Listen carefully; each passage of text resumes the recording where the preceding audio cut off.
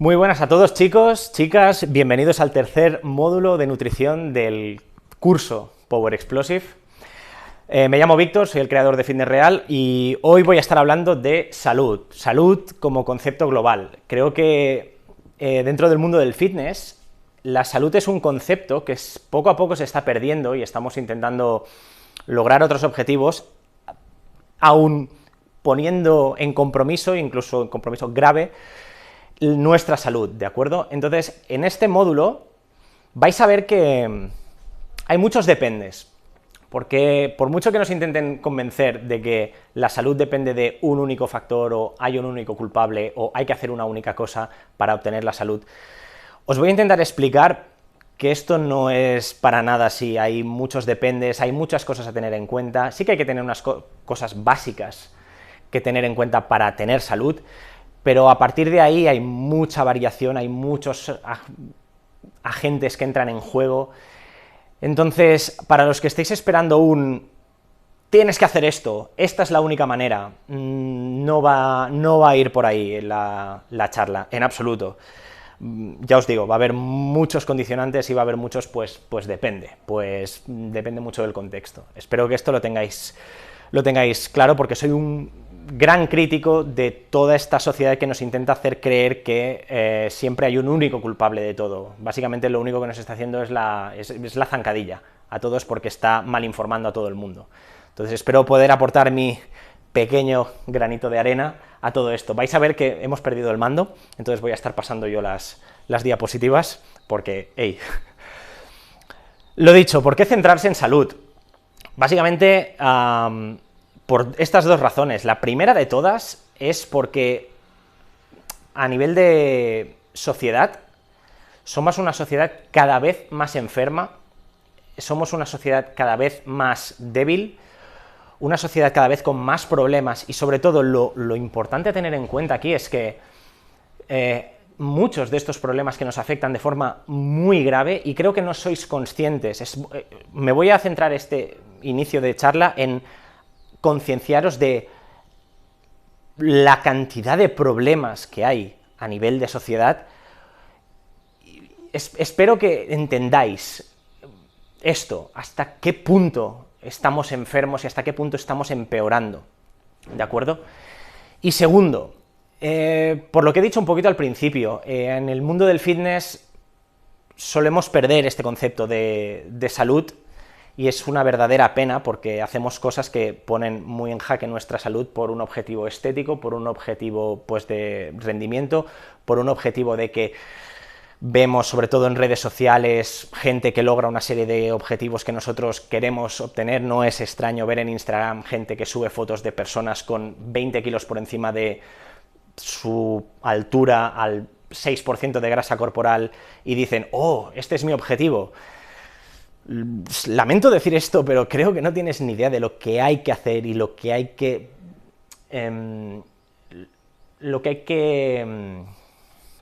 ¿cómo decirlo? Lo que hay que sacrificar para lograr esto, entre ellas la salud, ¿de acuerdo? Creo que mucha gente no tiene ni idea de todas estas cosas. Entonces,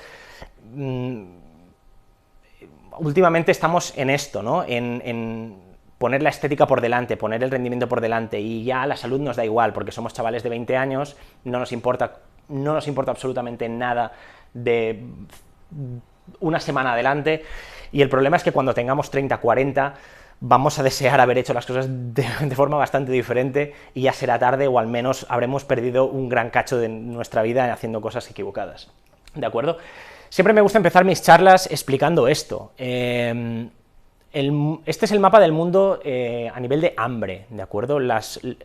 Cuanto más rojo, más granate, más hambre se pasa. Entonces, realmente, el mundo, la mitad del mundo, se muere de hambre, ¿de acuerdo? Y es muy grave esto, es extremadamente grave que la mitad del mundo no tenga para comer. Y si lo contrastamos, la otra mitad del mundo se muere de obesidad y de problemas derivados de la obesidad. Sí que es cierto que mucha gente se piensa que solo los problemas son de obesidad, y no podríamos estar más equivocados. La obesidad es un factor, es una enfermedad, evidentemente, pero es un único factor. Veréis que todo está muy relacionado. Espero que salgáis de esta charla entendiendo que todos estos factores están relacionados y que uno afecta a otro directamente, ¿de acuerdo? Pero es muy grave pensar que la mitad del mundo se muere de hambre y la otra mitad se muere de gordo, por así decirlo. Vemos que año tras año, la gran mayoría de países, la tasa de obesidad no para de subir, ¿de acuerdo? No para de subir. Creo que ahora, en España, tenemos el 40% de la población, creo que ya llegamos al 40%, tiene sobrepeso, y el 20% tiene obesidad, es decir, que el 60% tiene un exceso de peso, y ya no contemos en los que tienen infrapeso. Espero que estos números os empiecen a despertar de tenemos un problema importantísimo a día de hoy. Más allá de que si tenemos más o menos bíceps, no estamos sanos, estamos enfermos, ¿de acuerdo? Me gustaría tener estas imágenes a nivel de España, lo que pasa es que en España vamos 20 años por detrás y no tenemos datos de este calibre, y entonces es una pena, pero sinceramente se podrían extrapolar a cualquier país occidentalizado, ¿de acuerdo? Esto es el mapa, según estados, de la obesidad, ¿de acuerdo? De la obesidad. Cuanto más rojo, más obesos. Quiero que os fijéis, por favor, en esta zona de aquí, ¿de acuerdo? En esta zona de aquí, porque os voy a enseñar varios mapas y vais a ver que este mapa es exactamente el mismo una y otra y otra y otra vez, con factores que a lo mejor ni os habíais planteado que podía ser, y es exactamente el mismo mapa, ya vais a ver. Por ejemplo, este es el porcentaje de niños obesos que hay en Estados Unidos por estado. Veis que esta zona de aquí sigue siendo la más afectada principalmente. Enfermedades cardiovasculares, o sea, las muertes por enfermedades cardiovasculares. Nuevamente, esta zona es la más afectada.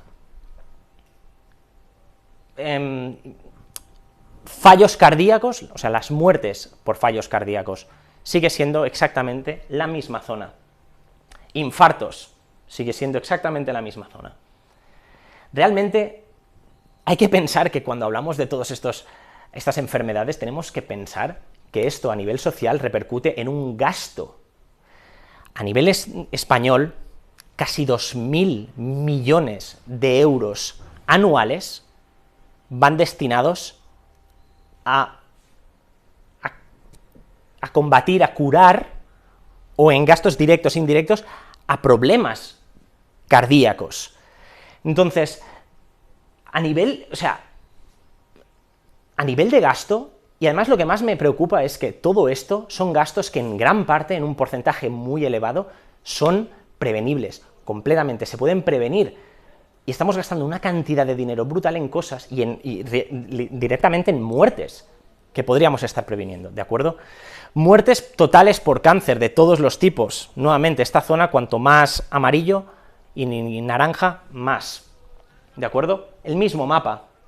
Muertes, incidencia por cáncer de colon, el mismo. Cáncer de cérvix, el mismo mapa.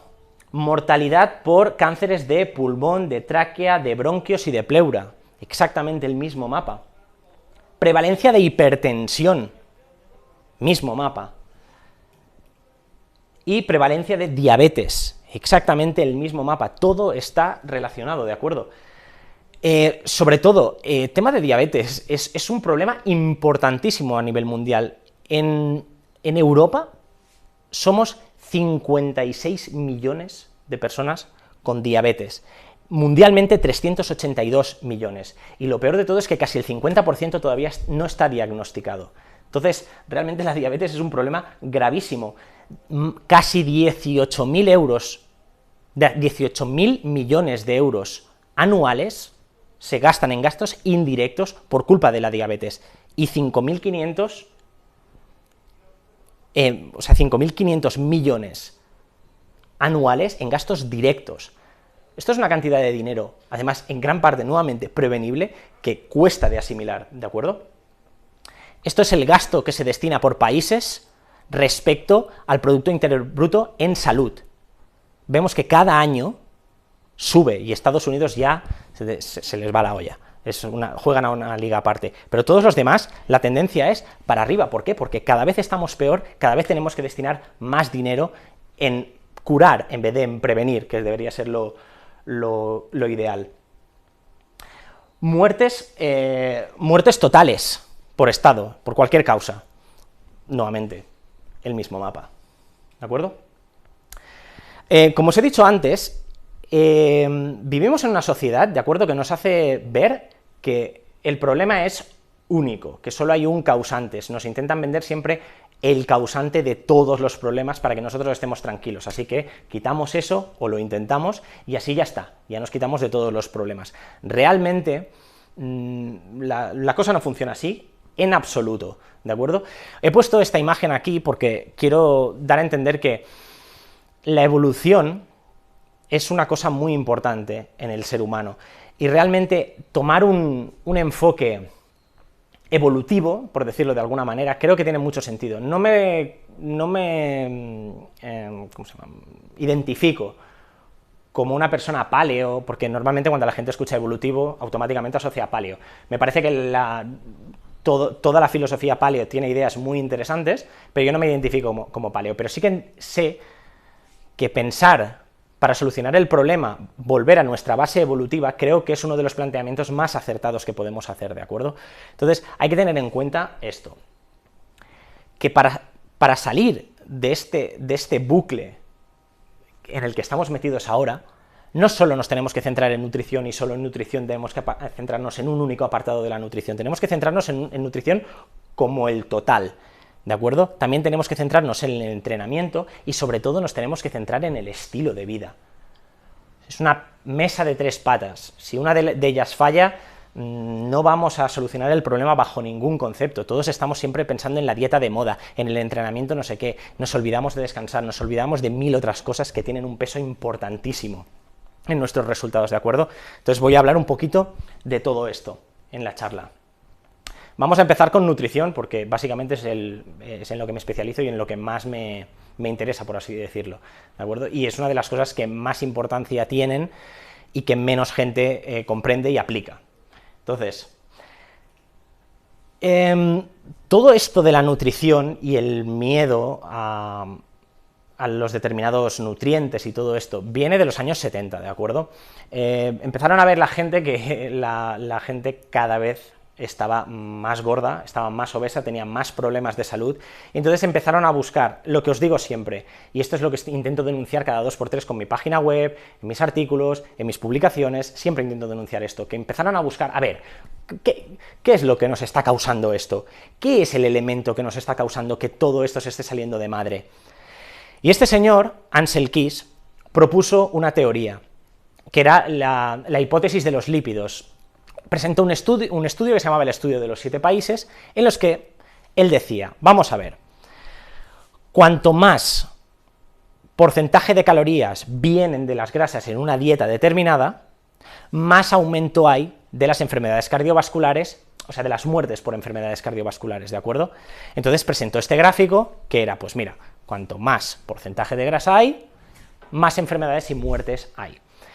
Y realmente este mensaje caló muy hondo, porque desde entonces llevamos arrastrando un miedo terrorífico a las grasas que no es ni medio normal, un miedo equivocado, evidentemente. Entonces, gracias a este señor podemos agradecer que a día de hoy la gente siga pensando que la grasa engorda, que la grasa es mala, a día de hoy, 2017. Esto pasó en los años 70, ¿de acuerdo? O sea, somos lentos a la hora de reaccionar con estas cosas. Bueno, creo que es importante, ya que hablamos de grasas, explicar qué son las grasas, porque la gente entiende como grasa y dice, ah, bueno, pues la mantequilla, o, grasa, pues lo que hay en el bacon.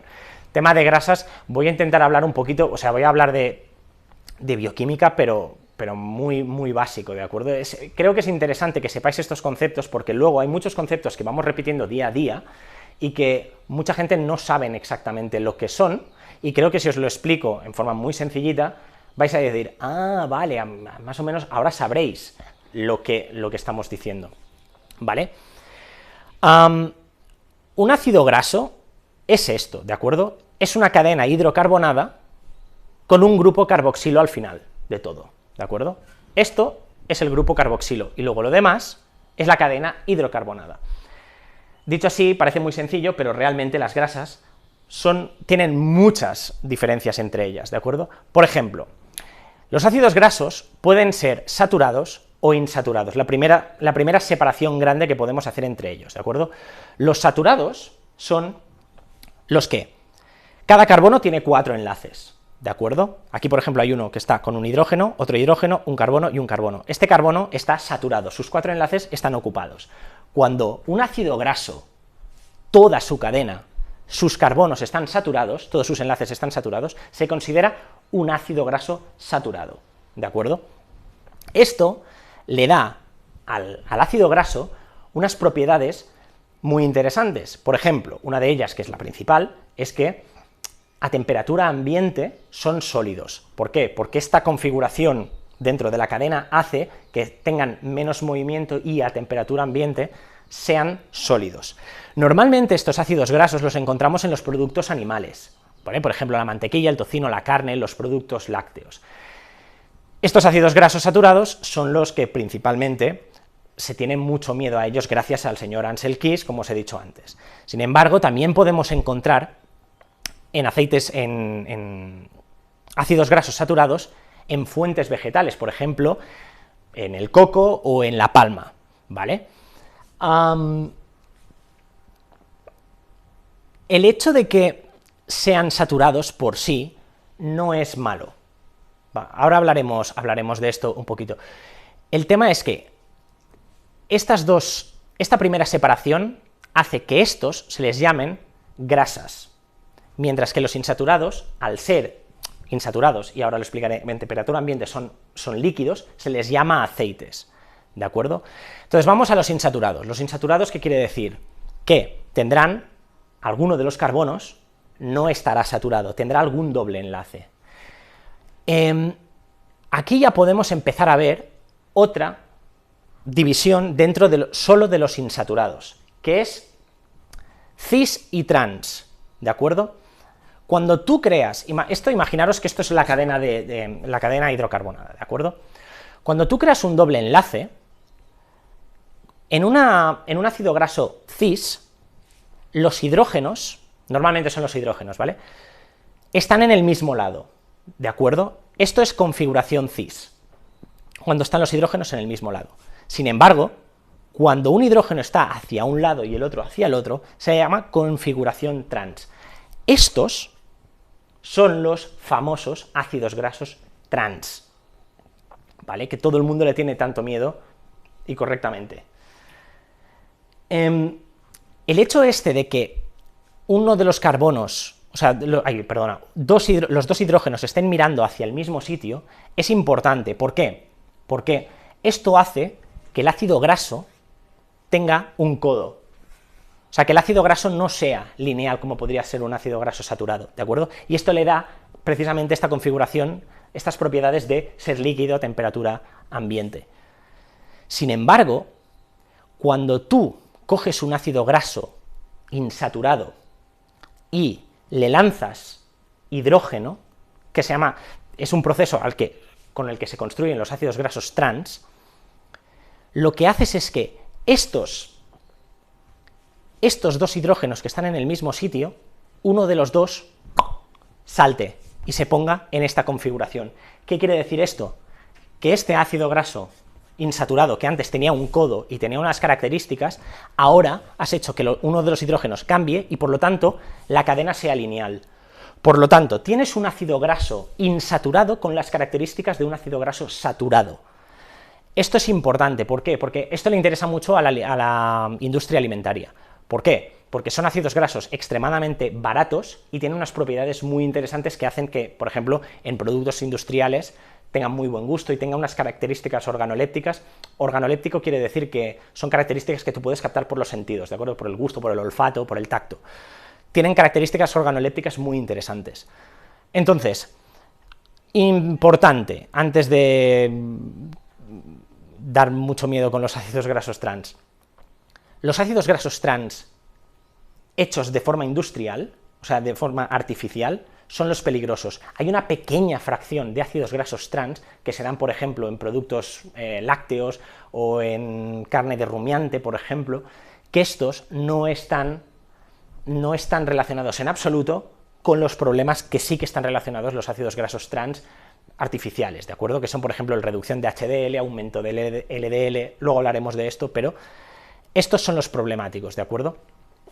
Bueno, entonces, ahora ya sabemos que los insaturados pueden ser trans, que son los malos, ¿de acuerdo? Y los cis, que son los que aparecen de forma normal. Entonces, dentro de aquí podemos tener monoinsaturados, que como la palabra dice, hay un solo doble enlace dentro de toda la cadena, o puede haber los poliinsaturados. ¿Qué quiere decir? Pues que hay más de uno de un doble enlace. Entonces, muchos de vosotros habéis oído los omega 3, ¿de acuerdo? Que son beneficiosos. ¿Qué es un omega 3? Un omega 3 es un ácido graso que, de su carbono omega, que es el último carbono, a partir del grupo carboxilo, o sea, a partir de aquí, este sería el carbono omega, ¿de acuerdo? Imaginemos que esto es un ácido graso poliinsaturado, que no lo es, pero imaginémoslo.